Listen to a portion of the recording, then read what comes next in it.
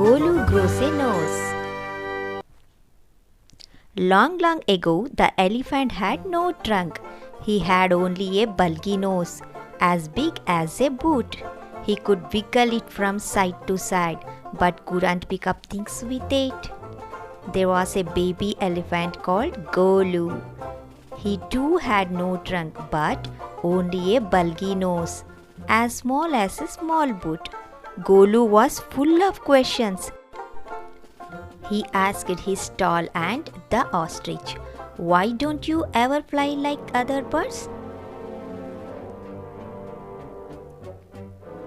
Then he asked his tall uncle, the giraffe, "What makes your skin so spotty?" He asked his huge uncle, the hippopotamus, "Why are your eyes always so red?" He asked his hairy uncle, the baboon, "Why do melons taste like melons?" The ostrich, the giraffe, the hippopotamus, and the baboon had no answers to Golu's questions. "Golu is a naughty baby," they said. "He asks such difficult questions." One day Golu met the myna bird sitting on a tree branch, and he asked her, "What does the crocodile have for dinner?" The myna said, "Go to the banks of the great grassy Limpopo River and find out." Golu went home. He took 100 sugar canes, 50 dozen bananas, and 25 melons. Then he said to his family, "Goodbye. I am going to the great grassy Limpopo River. I will find out what the crocodile has for dinner." He had never seen a crocodile, and he didn't know what one looked like. He met a python and asked him, "Have you ever seen a crocodile? What does he look like? What does he have for dinner?" The python uncoiled himself from the branch of a tree but said nothing. Golu politely helped him to coil around the branch again and said goodbye to him. Golu moved on, eating sugar canes, bananas, and melons. After a few days, he reached the very edge of the great grassy Limpopo River. On the bank of the river, he saw a log of wood. It was really the crocodile winked at him. "Excuse me," said Golu, "have you ever seen a crocodile?" The crocodile winked again and lifted half his tail out of the mud. "Come here, little one," said the crocodile. "Why do you ask such questions?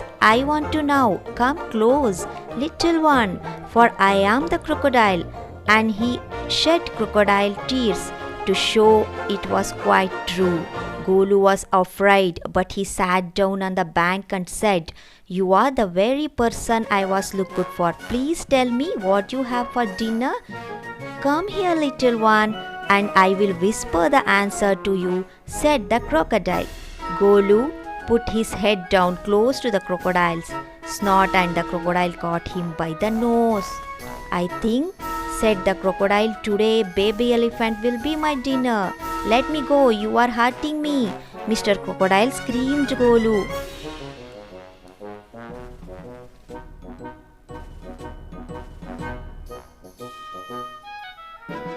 The python, who had been quietly following Golu, came to the bank and said, "If you do not pull as hard as you can, the crocodile will drag you into the stream." Golu sat back on his little hunches and pulled and pulled.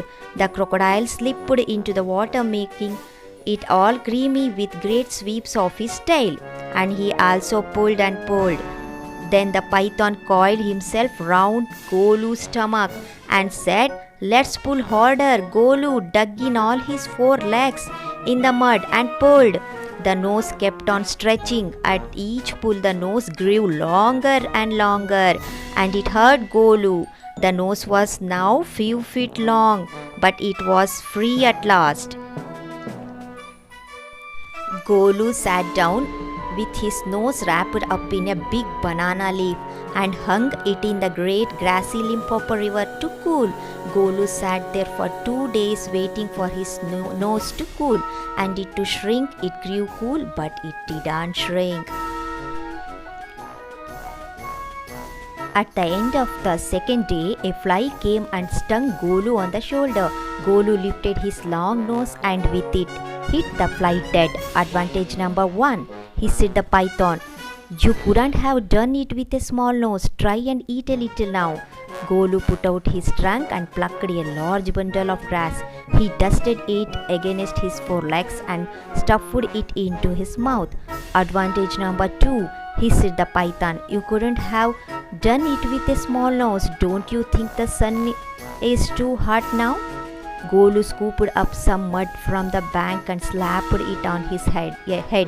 Advantage number 3, hissed the python. You couldn't have done it with a small nose.